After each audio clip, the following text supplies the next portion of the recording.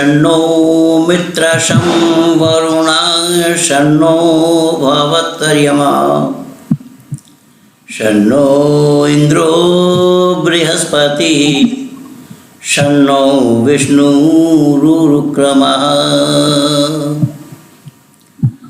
आदर और सम्मान के योग्य माननीय आचार्यवर वीरेंद्र पांडा जी, हमारे इस युवा आर्य समाज के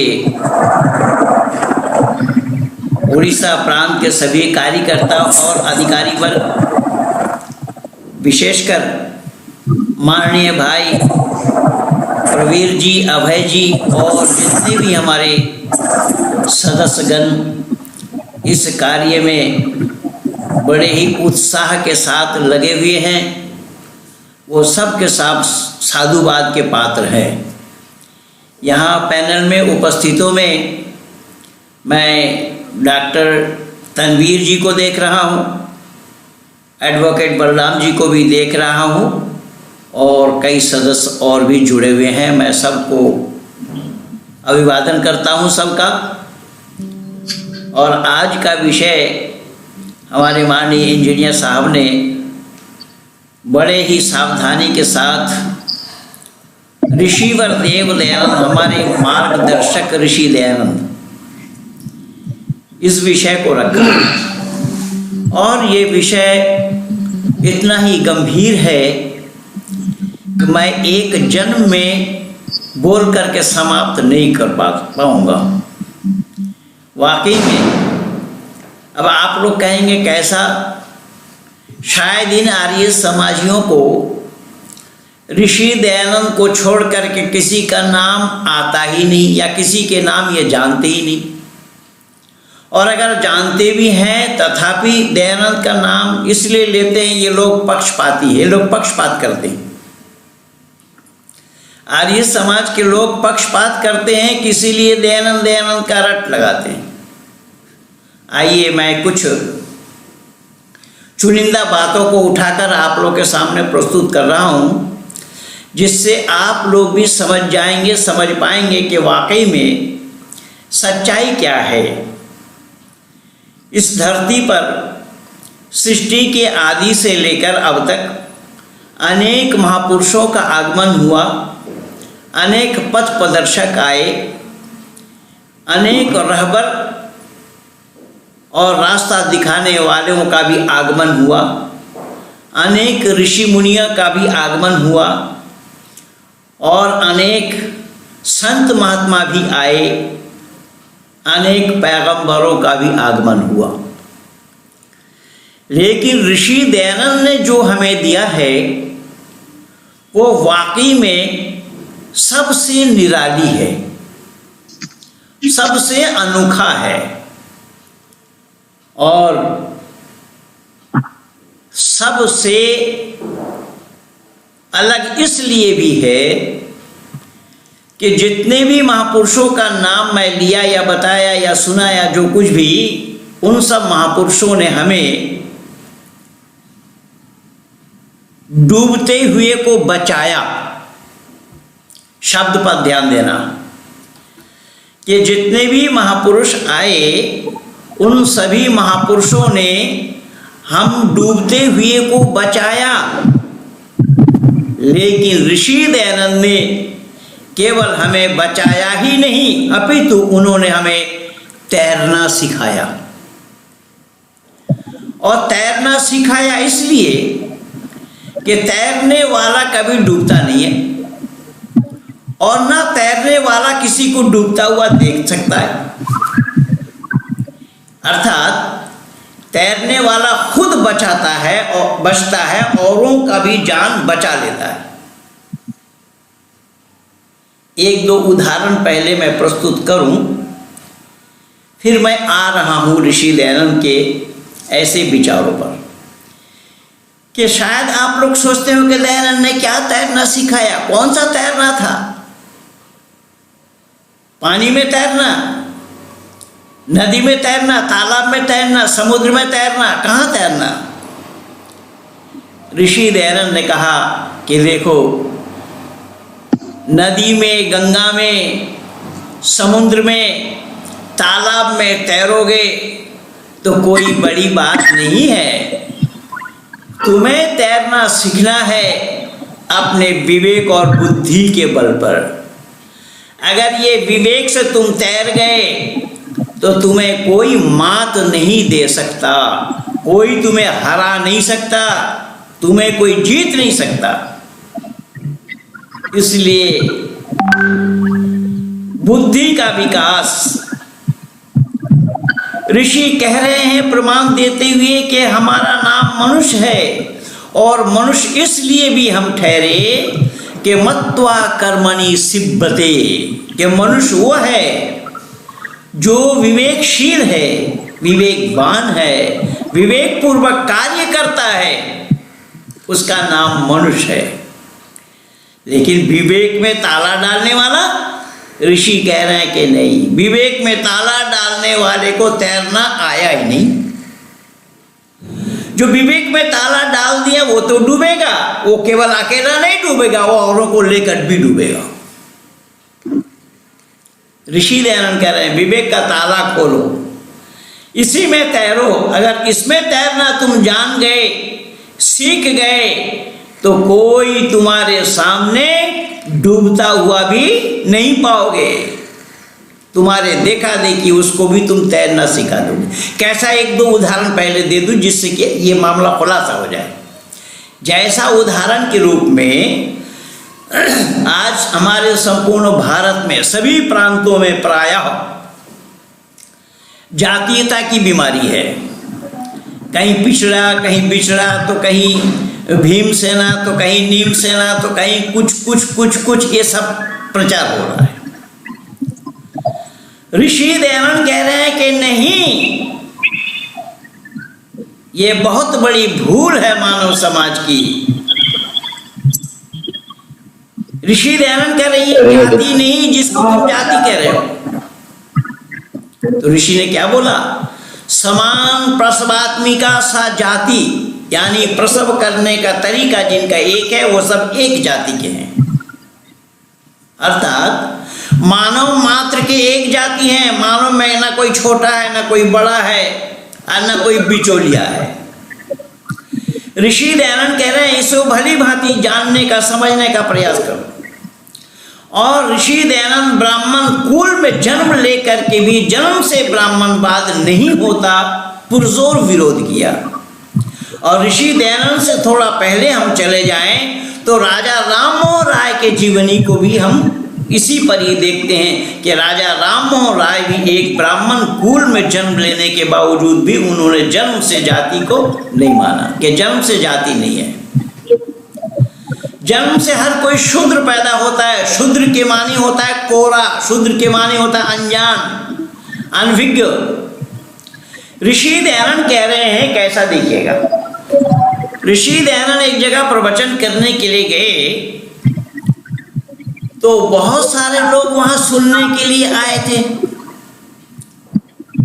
तो उनमें से जब ऋषि दयानंद इसी जन्मना जायते शूद्र का प्रचार किया कि जन्म से हर कोई शूद्र पैदा होता है, द्विज से ही ऊंच बनते हैं, जन्म से कोई शूद्र पैदा नहीं होता, या जन्म से कोई ब्राह्मण पैदा नहीं होता, कोई क्षत्रिय पैदा नहीं होता, कोई वैश्य पैदा नहीं होता, सब शूद्र पैदा होते हैं। ब्राह्मण बनाया जाता है, क्षत्रिय बनाया जाता है, और वैश्य भी बनाया जाता है। तो एक नाई था, नाई, बाल काटने वाला, जिसको हम लोग हजाम भी कहते हैं। उड़ीसा वाले भी हजाम कहते हैं, बंगाल वाले भी हजाम कहते हैं। तो वो भी ऋषि दयानंद के प्रवचन सुनने के लिए गए। जब ऋषि का प्रवचन समाप्त हुआ तो उस नाई ने कहा कि स्वामी जी, जन्म से जातीयता नहीं है जैसा कि आपने बोला। ऋषि ने कहा बिल्कुल ठीक बोला हूं। तो फिर उसने कहा क्या आप मेरे घर अन्न पा सकते हैं, अर्थात भोजन कर सकते हैं? स्वामी जी ने कहा कि साफ सफाई रखोगे तो भोजन करूंगा, हमें कोई आपत्ति नहीं है। साफ सफाई रखोगे तो मैं भोजन कर लूंगा। जब आपको भोजन कराना हो तैयारी करके मुझे ले जाना। अब अगला दिन उन्होंने दोपहर का भोजन रखा ऋषि का। बंधुओं जरा गौर से सुनना मेरी बातों को, मैं क्या कह रहा हूं, और ये मैं भाई तनवीर आलम जी को विशेष करके कह रहा हूं, क्योंकि हमारे और डॉक्टर तनवीर जी के एक मित्र हैं पंडित लल्लन जी, जो कट्टर ब्राह्मण अपने को बतलाते हैं, पर ऋषि भी ब्राह्मण कुल में जन्म लिए थे। अब ऋषि यहाँ क्या बोल रहे हैं जरा गौर से सुनिएगा। ऋषि ने कहा कि आपके घर में भोजन करने के लिए मैं बिल्कुल जाऊंगा, जब भोजन का समय हो तो मुझे आकर के ले जाना। अगला दिन दोपहर के भोजन में ऋषि दयानंद को वो आकर के ले गए। अब वहां शहर में, वहां जहां ऋषि दयानंद का प्रवचन चल रहा था, वहां तो लोग दिग्भ्रमित हो गए। अरे एक उच्च कुल के ब्राह्मण नाय के घर रोटी खा रहे, नाय के घर रोटी खाने के लिए गए। सब लोग एकत्रित हो गए इस दृश्य को देखने के लिए।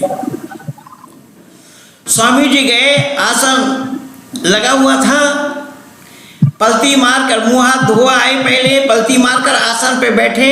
जब भोजन की थाली आई तो ऋषि दयानंद ने रोटी तोड़कर सब्जी में लगाकर खाने लगे, पर एक पंडित से रहा नहीं गया। पंडित ने कहा कि स्वामी जी, सुनने में आया है कि आप तिवारी कुल के ब्राह्मण हैं और आप नाई की रोटी खा रहे हैं। स्वामी जी बिल्कुल हैरान न हुए, आश्चर्यचकित न हुए, और उस पंडित जी को जवाब दे रहे हैं कि माननीय पंडित जी, आपने क्या बोला? तो फिर दोहराया उन्होंने कि आप नाई की रोटी खा रहे हैं। स्वामी जी ने अपने हाथ में एक रोटी को उठाया और यूं हिलाते हुए कहा कि भाई, जो रोटी मैं खा रहा हूं वो तो गेहूं की रोटी है, नाई की कहीं रोटी बनती है भला? अच्छा, मैं आप लोगों से पूछूंगा कि ऋषि दयानंद जो रोटी खा रहे थे वो रोटी गेहूं की थी या किसी और की? तो स्वामी जी भी यही कह रहे हैं। स्वामी जी कह रहे हैं, भाई नाई की रोटी नहीं बनती, रोटी तो गेहूं की बनती है, मैं गेहूं का ही रोटी खा रहा हूं। ये जो बुद्धिमत्ता ऋषि दयानंद ने हमें दिया है, ये किसी और से दिया जाना संभव नहीं हुआ, न कोई दे पाए। जितने भी आए ऋषि मुनि, ये बातें किसी के पास नहीं थी। इन बातों का कहने वाला कोई नहीं था। केवल इतना ही नहीं, मैं एक छोटा उदाहरण और दे रहा हूं। ऐसे ही ऋषि दयानंद के जीवन की अनेक घटनाएं हैं, छोटी छोटी घटनाएं अनेक हैं। ऋषि दयानंद 1872 में जब बंगाल के धरती पर पहुंचे, हुगली जिला में नैनान नामक स्थान में राजा द्विजेंद्र मोहन के वाटिका में, कानन वाटिका बगीचा का नाम था, वहां पहुंचे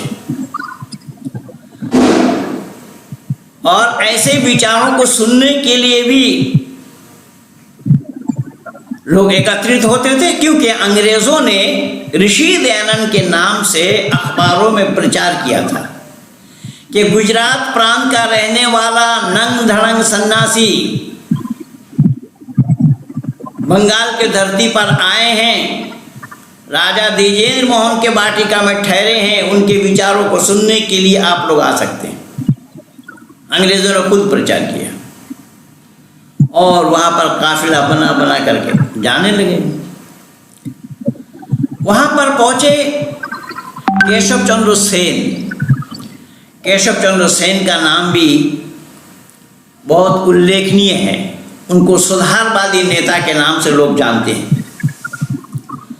लेकिन बंधुओं, मैं आज एक सच्ची बात आप लोगों को बता दूं कि केशव चंद्र सेन को भले ही लोगों ने सुधारवादी नेता के नाम से जाना, किंतु केशव चंद्र सेन एक नंबर अंग्रेजों के पिट्ठू थे, अंग्रेजों के पक्षधर थे। अब आप कहेंगे कैसे? प्रमाण दे रहा हूं मैं। केशव चंद्र सेन जब स्वामी जी से पहली बार मिलने के लिए गए, वहां पर व्याख्यान सुनने के लिए राजा द्विजेंद्र मोहन के वाटिका में, तो वो तो गंभीर थे, घमंडी थे। उन्होंने पूछा, स्वामी जी आप बंगाल के केशव चंद्र सेन से मिले हैं क्या? ऋषि तो ऋषि होते हैं, वो समझ गए कि आखिर ये बात पूछने का क्या मतलब है। स्वामी जी ने तपाक से जवाब दिया कि मैंने उनसे बात भी की है। बस इतना ही सुनना था कि केशव चंद्र सेन पानी पानी हो गए कि मैं पहली बार आया हूं इस सन्यासी के पास, मैंने इनसे मिला ही पहली बार और ये कह रहे हैं कि उनसे बात भी किया हूं। वो समझ गए कि ये सन्यासी कोई मामूली साधारण सन्यासी नहीं है। केशव चंद्र सेन ने कहा कि स्वामी जी आप मेरे निवास पर भी चलिए, आप महिलाओं को भी उपदेश दीजिए, मातृशक्ति को भी उपदेश दीजिए। स्वामी ने कहा कि पुरुष वर्ग के लोग जिस दृष्टि से मुझे देखते हैं, क्या मातृशक्ति भी उस दृष्टि से मुझे देख सकती हैं?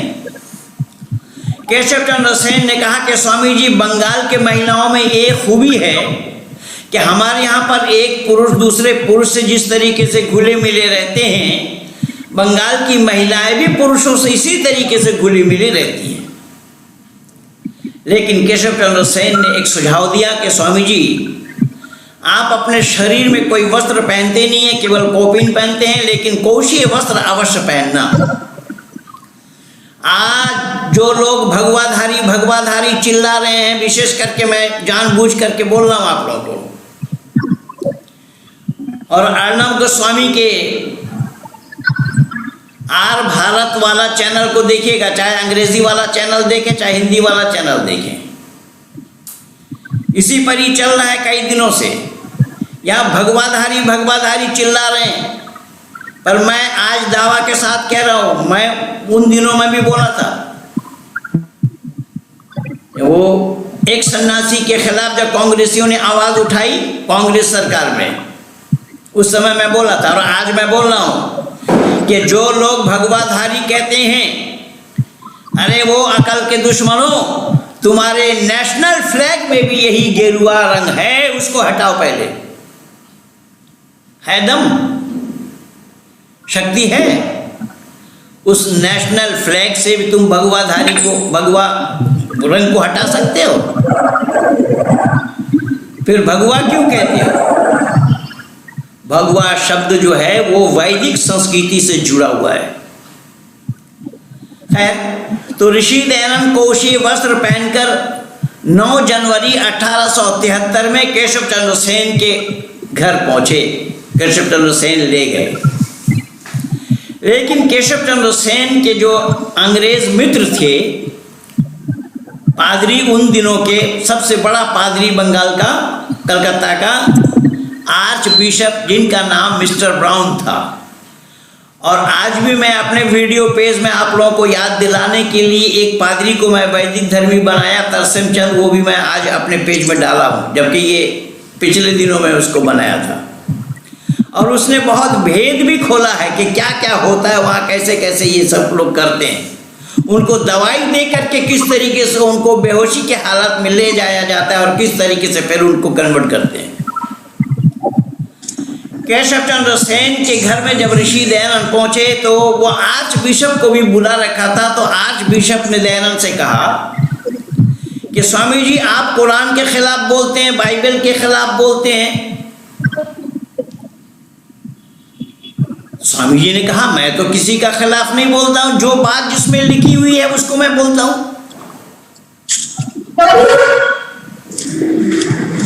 जो बात कुरान में लिखी हुई है, जो बात बाइबल में लिखी हुई है, उसे ही मैं बोलता हूं और लोगों से पूछता हूं। अब क्या लिखी हुई है आज के साथ मैं जोड़ रहा हूं। अभी भारत भर में भारत के कई प्रांतों में लोगों ने उपद्रव मचाया फ्रांस के विरोध में। और फ्रांस में हुआ क्या था, किसी ने एक कार्टून बनाया था, किसी का भी हो, इससे पीछे भी बनाया गया था डेनमार्क में। जो फ्रांस में जिसने कार्टून बनाया किसी का भी, उस कार्टूनिस्ट का गला काट दिया। तो ये कह रहे हैं कि हमारा अधिकार है। तो ऋषि कह रहे हैं कि भाई आपको अधिकार क्यों और कैसा है? क्या पाप करने से उस पाप का फलदाता परमात्मा नहीं है? जब पाप कर्म का फलदाता परमात्मा है, आप किसी के कत्ल करोगे, वो तो कत्ल हुआ, लेकिन परमात्मा भी उनको सजा देंगे या नहीं? अगर परमात्मा भी उनको सजा देंगे तो तुम्हारा ये सजा देना क्यों और सही होगा? वहां पर एक ईसाई महिला का भी, जो गिरजा में बैठी थी, उसका भी गला काट दिया। ये अमानवीय तरीका, ऋषि कह रहे हैं कि ये अमानवीयता है, मानवता के दायरे से बाहर है ये। ऋषि ने कहा, पादरी महोदय, मैं तो खिलाफ नहीं बोलता, आपकी जो मान्यता है, आप बाइबल में जो पढ़ते हैं, जो कुरान की मान्यता है, मैं उसी में ही बोलता हूं, मैं तो सवाल पूछता हूं। तो बोले नहीं, आप तो खिलाफ बोलते हैं, आप तो विरोध करते हैं, आप तो खंडन करते हैं। स्वामी जी ने कहा कि मैं खंडन नहीं किया, और ना खंडन करना मेरी वृत्ति है। मैं तो यथार्थ चीजों को उठा करके रखता हूं। अगर उसे कोई खंडन समझे तो वो उनकी बुद्धिमानी है। बोले खंडन मैं नहीं करता। जिन लोगों ने सत्य का खंडन किया, वेद में जो बातें नहीं हैं उसी का प्रतिपादन किया, तो खंडन उनका हुआ, और उस खंडन का मैं खंडन कर रहा हूं, तो मेरा मंडन है, खंडन नहीं। फिर समझिएगा इसको। कुरान कहता है, वलक़द ख़लक़ना समावाति वल अर्ज़ फ़ी सित्तति अय्यामिन सुम्मा इस्तवा अलल अर्शि युदब्बिरुल अम्र युफ़स्सिरुल आयात। एक जगह नहीं, कई जगह बताया कि अल्लाह ताला ने 6 दिन में ज़मीन और आसमान को बनाया और 7वां दिन अर्श करार पकड़ा। बाइबल भी कह रहा है इसी बात को, क्या गॉड ने, यहोवा ने 6 दिन में ज़मीन और आसमान को बनाया, 7वां दिन आराम किया। ऋषि यहाँ सवाल कर रहे हैं कि सूरज को बगैर बनाए दिन का पता कैसे लगा? भाई हमें और आपको, दुनियादारों को दिन का पता लगता है सूरज के हिसाब से। तो ऋषि यही सवाल कर रहे हैं। ऋषि कह रहे हैं कि भाई सूरज को तो बनाया ही नहीं, तो दिन का पता कैसे लगा? एक मौलाना ने मेरे से पूछा, बिहार के मोतिहारी में, मोतिहारी आर्य समाज में मेरा प्रवचन चल रहा था। एक दिन मैं अपने प्रवचन में इन बातों को उठाया, तो अगला दिन एक मौलाना ने सवाल लिख करके भेजा कि अल्लाह ने सबसे पहले सूरज बनाया। मैंने उनसे पूछा कि मौलाना साहब, आपने इसमें लिखा है कि अल्लाह ने पहला दिन सूरज बनाया? बोले हाँ। मैंने कहा कैसा लिखा, जान करके लिखा या अनजान में? बोले नहीं, आपने अपने प्रवचन में कल बताया था कि सूरज बनाए बगैर अल्लाह को दिन का पता कैसे लगा, इसीलिए मैं लिखा हुआ आपसे ही जानना चाहता हूँ कि अल्लाह ने पहला दिन सूरज बनाया। मैंने कहा मौलाना साहब, आपको ये पता होना चाहिए कि पहला दिन अगर सूरज बनाया। बोले जी। मैंने कहा रखा कहाँ? रखने के लिए पहले जगह होना चाहिए कि नहीं? इसलिए वेद कहता है आकाश आद वायु। आकाश माने स्पेस, जगह, खाली जगह। जगह ना हो तो किसी चीज का रखना संभव नहीं होगा। मैंने माइक को पकड़ा मंच पर और मैंने कहा कि ये माइक रखा है मेरे पास, तो माइक के रखने के लिए जगह है पहले या माइक पहले है? यहां जगह ना हो तो माइक का रखना संभव होगा? बोले नहीं। मैंने कहा कि बस ऋषि दयानंद यही कह रहे हैं, यही पूछ रहे हैं कि बगैर स्पेस का, बगैर सूरज का दिन का पता लगाया जाना संभव नहीं है। केशव चंद्र सेन ने कहा कि स्वामी जी, आप तो ये बतलाते हैं कि वेद सब सत विद्याओं की पुस्तक है, तो आप ऐसा क्यों ना कहें कि वेद में भी सत विद्या है? स्वामी जी ने कहा, सेन बाबू, अगर आपकी इच्छा यही है कि मैं इसमें एक शब्द बढ़ा दूं तो मैं बढ़ा सकता हूं। मैं बढ़ा सकता हूं, भी नहीं ही बढ़ा सकता हूं, अर्थात वेद ही सब सत विद्याओं की पुस्तक है। पर भी लगना संभव नहीं होगा, क्योंकि वेद सतः प्रमाण है, प्रतः प्रमाण है। इसी तरीके से ईसाइयों को लोग बोला ऋषि दयानंद ने, ये लोग जवाब नहीं दे पाए, ना जवाब है इनके पास। इसलिए ऋषि दयानंद कह रहे हैं कि ये दिमागी विकास है, इस दिमाग को टटोलो, इस दिमाग को तैयार करो, क्योंकि शास्त्र का कहना है मत्वा कर्मणि सिद्धते। अगर तुम्हारे पास अकल नहीं, तुम्हारे पास दिमाग नहीं, तो तुम मानव कहलाने के भी हकदार नहीं बनोगे। जब वो सब चीज तुम मांगते हो, विचार पूर्वक मांगते हो, काम करते हो विचार पूर्वक, तो ईश्वर को मानने में दिमाग में ताला क्यों डालते हो? केवल इतना ही नहीं, महाराष्ट्र के पूना में ऋषि दयानंद के निरंतर 15 प्रवचन हुए। 15 प्रवचन, उन प्रवचनों को पुस्तक आकार दिया गया। उस पुस्तक का 2 नाम है, उपदेश मंजूरी या पूना प्रवचन। इन 2 नामों से उन पुस्तक को जाना जाता है। जब प्रवचन दे रहे थे ऋषि दयानंद, निरंतर 15 प्रवचन हुए, तो एक दिन लोगों ने सभा में पत्थर फेंकना चालू किया। भाई अपना माइक म्यूट कर लीजिए। गणेश जी उपस्थित हुए हैं, देखिए आसाम से भी जुड़े हैं गणेश जी। इनका वीडियो आप लोग देखते रहते हैं, आज भी देखा होगा। मेरी बातों को ध्यान से सुनिए। ऋषि दयानंद प्रवचन कर रहे थे, जनता बैठी थी सामने, उनमें से एक आदमी ने पत्थर फेंका ऋषि दयानंद की तरफ। जो बैठे हुए लोग थे उनके पास आकर के गिरा वो पत्थर। जब पत्थर गिरा उनके सामने, तो वो कहने लगे, स्वामी जी ये क्या हो गया, लोग आज पत्थर फेंक रहे हैं।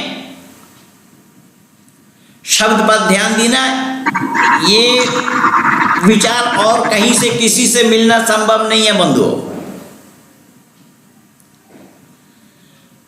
जब लोग कहने लगे स्वामी जी आज पत्थर फेंक रहे हैं, स्वामी जी विचलित नहीं होते हैं और उत्तर दे रहे हैं कि क्या बोला आपने, कि लोग पत्थर फेंक रहे हैं। स्वामी जी ने तपाक से जवाब दिया, अरे मैं भी तो दुनिया वालों को यही कहता हूं, है दुनिया वालों, पत्थर पूजने की वस्तु नहीं है, वो फेंकने का सामान है। देखो आज ये अपने आप फेंक रहे हैं। ये है तैरना दयानंद का, ये है बुद्धि का विकास दयानंद का। ये विचार किसी और से पाया जाना या मिलना संभव नहीं हुआ। केवल इतना ही नहीं, ऋषि दयानंद के जो 15 प्रवचन हुए, वहां जो पत्थर फेंकने वाले लोग थे, उन्होंने क्या किया, एक आदमी के मुंह में पूरा चूना और काली लगा दिया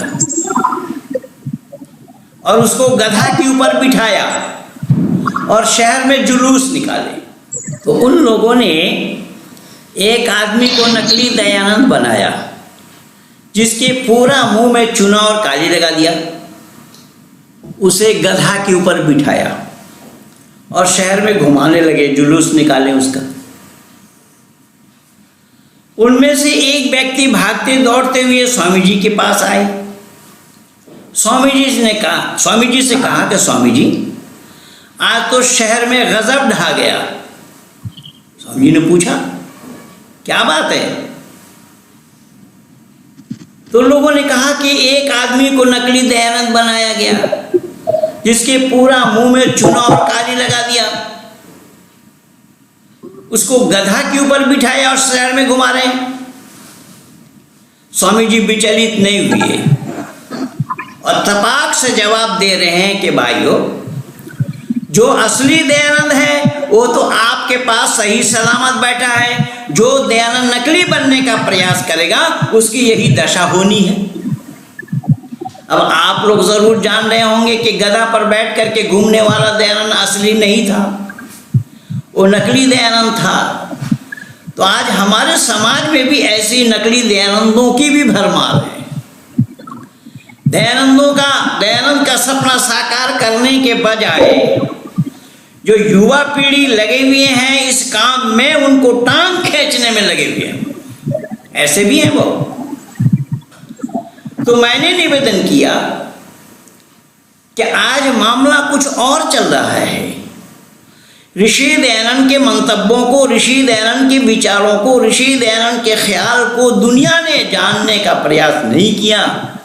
ऋषि दयानंद एक अनोखा विचार जनता जनार्दनों के बीच में रखा है।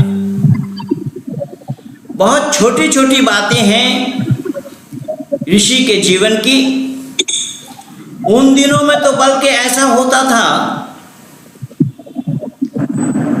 कि कोई एक मुसलमान के घड़े का पानी पी ले हिंदू, बोले वो मुसलमान हो जाता है।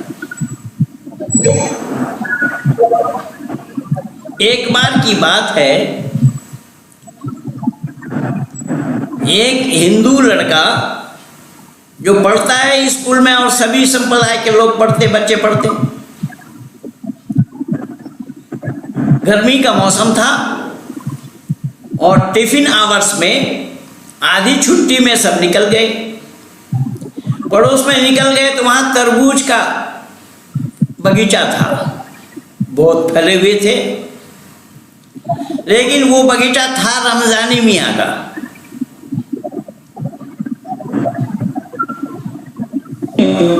तो बच्चों को प्यास लगी थी, पहले तरबूज खाने से पहले बोले पानी पी लो। तो मुसलमान को तो था ही, ये हिंदू बच्चा भी पानी पी लिया। तब हिंदू बच्चा भी पानी पी लिया तो घर में उसके शोर मचा दिए, ये रमजानी मियाँ के घर का घड़ा का पानी पिए तो मुसलमान हो गया।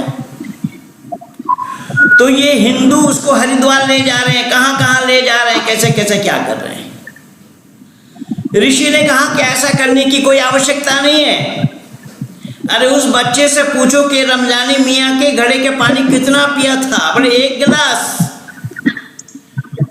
बोले अगर 1 गिलास रमजानी मियाँ का पानी पिया था तो अपने घर का 1 गिलास ले लो, मुरादाबादी तगड़ा बड़ा लंबा गिलास, और नल चलाओ, खूब दबा करके पानी भरो और 4 गिलास पी जाओ।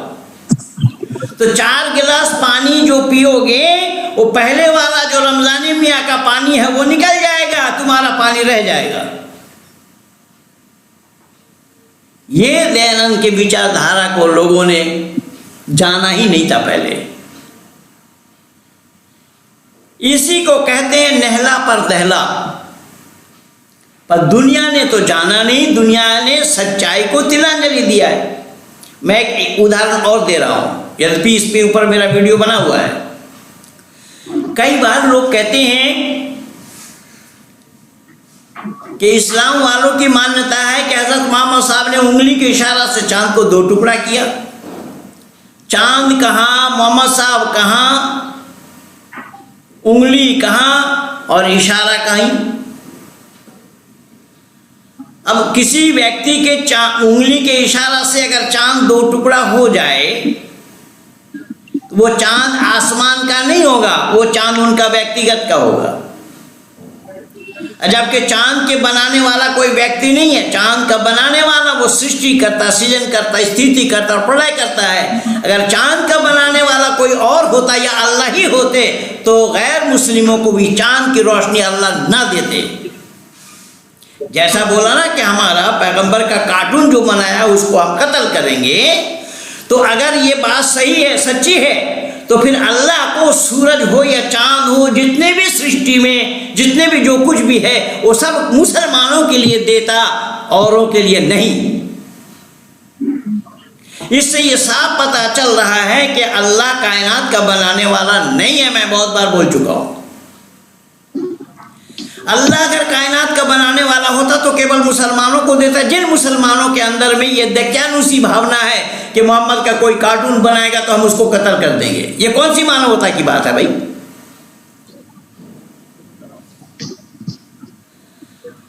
तो ऋषि की मान्यता देखिएगा जरा क्या है।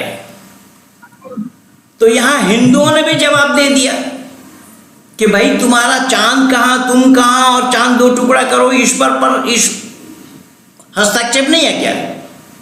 तो इन्होंने बोला बाल समय रवि वक्ष लियो और तीनों लोग खोजो अंधियारो। बाबा तुलसी ने बोला कि बाल अवस्था में हनुमान जी रवि का भक्षण कर लिया। रवि माने सूरज, सूरज का भक्षण कर लिया और तीनों लोग अंधेरा हो गया।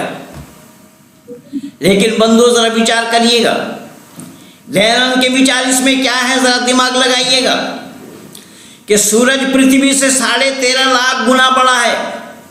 इतना बड़ा सूरज को कोई आदमी मुंह के अंदर में रख नहीं सकता, मुंह से भी बड़ा होना चाहिए, मुंह में जगह हो तब तो सूरज आए उसमें। और सूरज कहाँ है, उसके गर्मी से धरती पर लोग परेशान है, उसको कोई मुंह में रखे तो संभव है? लेकिन मैं दावा के साथ कह रहा हूं किस तरीके से ये हुआ है, हो रहा है, इसमें सच्चाई क्या है उसको जानने का प्रयास कीजिए, जो जाना नहीं लोगों ने। हनुमान जी के सूरज का लिए बताया उन्होंने, बाल समय रवि भक्ष लियो। रवि माने सूरज, भक्षण माने खाना, और तीनों लोग हुए अंधियारो।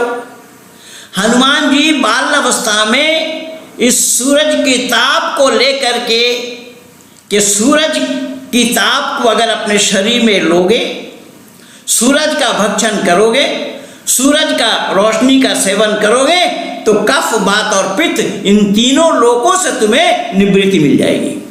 और यहाँ पर डॉक्टर साहब हमारे तनवीर आलम बैठे हैं, वो भी होम्योपैथिक जगत से है, मैं भी होम्योपैथिक जगत से हूँ, कि कफ, वात और पित्त तीनों चीज को अगर आप तीनों से निवृत्ति पाना चाहते हैं कि सूर्य का सेवन कीजिए, सूर्य की किरणों का सेवन कीजिए। यहाँ हनुमान जी बता रहे हैं, लेकिन दोनों लोगों ने जाना नहीं, वो सूर्य को खाने की बात कर रहे हैं। तो इसी तरीके से सब जगह लोगों ने मानव समाज को रास्ता दिखाने के बजाय दिग्भ्रमित किया। ऋषि दयानंद ने सही सही रास्ता बताया लोगों को। क्या है दुनिया के लोगों, अगर तुम धरती पर जीना चाहते हो, धरती पर अगर तुम बचना चाहते हो, तो तुम्हें विवेक से काम लेना पड़ेगा, तुम्हें विवेकवान होना पड़ेगा, विवेकशील बनना पड़ेगा, तभी तुम मानव कहलाने के अधिकारी बनोगे, मानव कहलाने के हकदार बनोगे।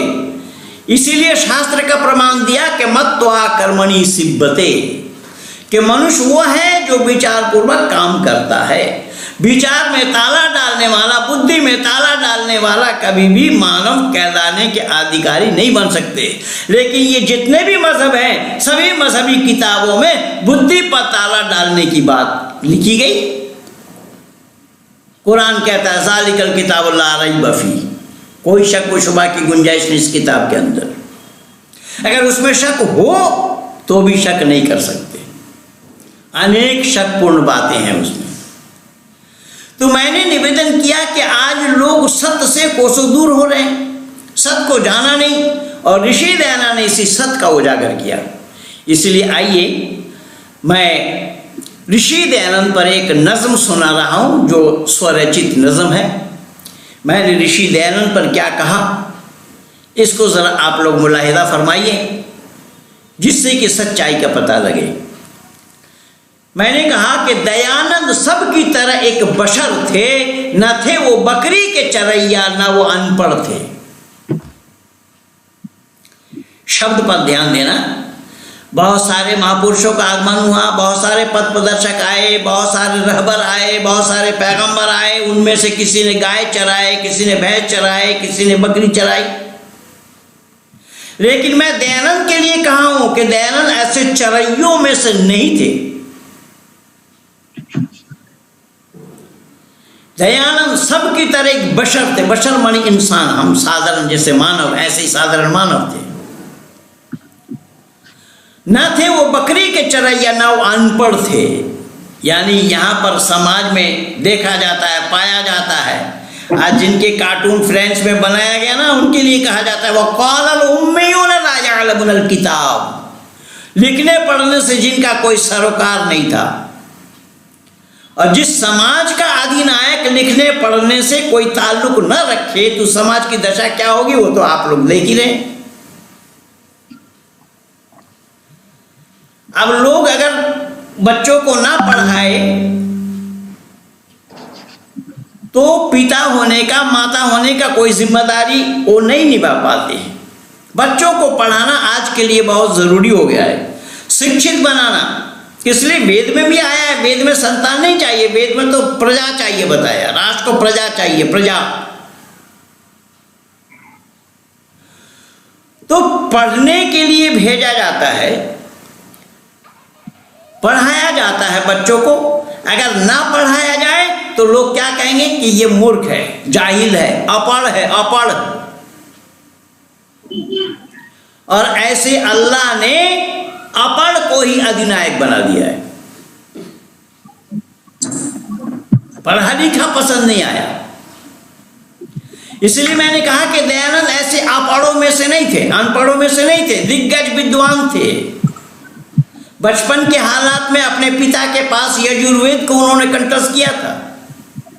आगे जाकर के संस्कृतज्ञ विद्वान बने, ना भूतो न भविष्यति। इसलिए मैंने कहा कि दयानंद सबकी तरह एक बशर थे। न थे वो बकरी के चरैया, ना वो अनपढ़ थे, ना वो पैगंबर थे, ना इल्हाम पर थे, ना ईश्वर के अवतार जुजिया बशर थे। वो ईश्वर का अवतार नहीं था। लोग राम को, कृष्ण को ईश्वर का अवतार बतलाते हैं, जबकि ईश्वर को अवतार लेना नहीं पड़ता। अब ईश्वर का अवतार दूसरे लोग बोले यहां पर श्री श्री रविशंकर बोल रहे हैं। उसी रविशंकर जिस वीडियो में बोला है उसको मैंने कोड किया था, तो वो मेरा चैनल ब्लॉक करने का प्रयास किया है कि वार्निंग दिया जा रहा है। ये है हिंदू, और हिंदू जगत के ये गुरु हैं। गुरु क्या है? ये गुरु घंटाल हैं। ऋषि दयानंद कह रहे हैं कि वो पैगंबर नहीं थे। पैगंबर के माने पैगाम लाने वाला। ऋषि दयानंद कहते हैं हमारे यहां पर ईश्वर को पैगाम किसी के द्वारा भेजना नहीं पड़ता। बोले क्यों? बोले पैगाम भेजना तब पड़ेगा जब वहां खुद नहीं होगा, जब परमात्मा ईशावास समिदम सर्वम है। वो ईशवास करने वाला जगह, उससे कोई जगह खाली नहीं है ना। क्या है? कोई कुछ बोल रहा था। जब परमात्मा सर्वव्यापक है तो परमात्मा पैगंबर क्यों भेजेंगे? इसीलिए मैंने कहा ना भेजे खुदा के बिरादर वो पिसर थे, हमारी तरह वो भी एक बशर थे। बिरादर माने भाई, पिसर माने लड़का। ऋषि दयानंद ईश्वर का इकलौता बेटों में से नहीं थे, जैसा ईसाई लोगों ने हजरत ईसा मसीह को ईश्वर का इकलौता बेटा माना, बाकी दुनिया वालों को सौतेला बेटा मान दिया। ऋषि दयानंद ऐसे हम और आप जैसे बेटे हैं परमात्मा के, ऐसे ही बेटे थे। इसीलिए परमात्मा के लिए तो कहा गया तुम इना पिता वत्स तो माता सत्य तो बहुविता आधाते सुमनमी में, माता पिता बंधु सखा परमात्मा। ऐसे ही ऋषि दयानंद हम जैसे एक साधारण परमात्मा के बेटे थे, इकलौते बेटे में से नहीं थे। दोष लगेगा कि दयानंद ने जबकि वेदों को देखा, बगौर उनकी मख्फी रमूजों को देखा, यकायक उनके अंदर से आई कि वेदों से जहां की होगी भलाई। देखिए ये किसी ने नहीं सोचा। ऋषि दयानंद सोच रहे हैं, बतला रहे हैं कि दुनिया वालों की भलाई केवल वेदों के द्वारा होना संभव है। वेदों के द्वारा दुनिया का भला करना संभव है, दूसरा कोई रास्ता नहीं। मैं नहीं कह रहा हूं, ऋषि दयानंद भी नहीं कह रहे हैं, अपितु परमात्मा का उपदेश है नाना पंथा विदते आयनाय, कि अनेक रास्ता सही नहीं है, सही और सच्चा रास्ता केवल एक है।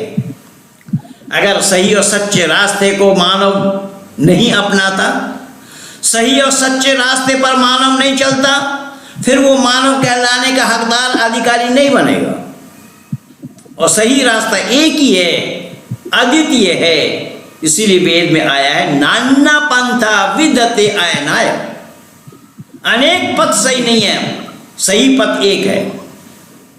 और उसी सही पथ को अगर नहीं अपनाता, नहीं जानने का प्रयास करते, वो मानव कहलाने का अधिकारी नहीं।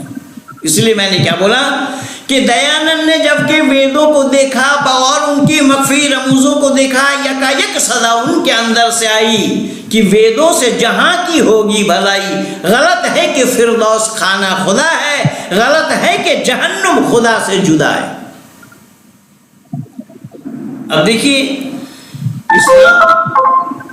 इस्लाम वालों को पूछिए अल्लाह सर्वव्यापक है, वो बोलेंगे हाँ अल्लाह सर्वव्यापक है, जर्रे जर्रे में है, कण कण में है, तो जहन्नुम में भी है। कोई कहने के लिए तैयार नहीं होगा जहन्नुम में है, उल्टा आपको गाली देंगे अगर पूछेंगे तो। अल्लाह का जहन्नुम में संभव नहीं है।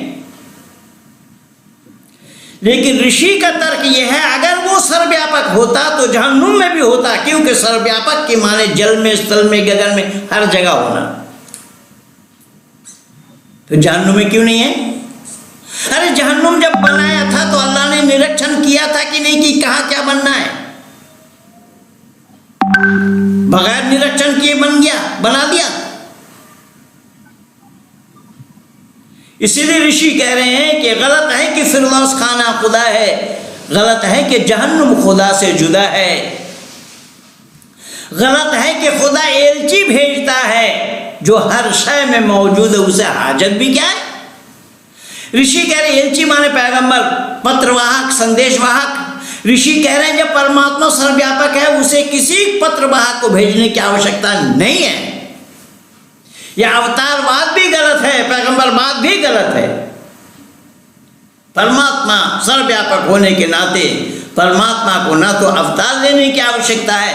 अवतार शब्द का अर्थ होता है अवतरण के माने होता है उतरना। उतरेगा कौन? जो चढ़ेगा। चढ़ाया कहाँ नहीं बता पाएंगे ये हिंदू घराने वाले। इसलिए मैंने निवेदन किया, ऋषि दयानंद कह रहे हैं उसको आवश्यकता ही नहीं है। ऋषि ने कहा किसी ने खुदा को खिलाया पिलाया और किसी ने खुदा को ज़ब्ह चढ़ाया।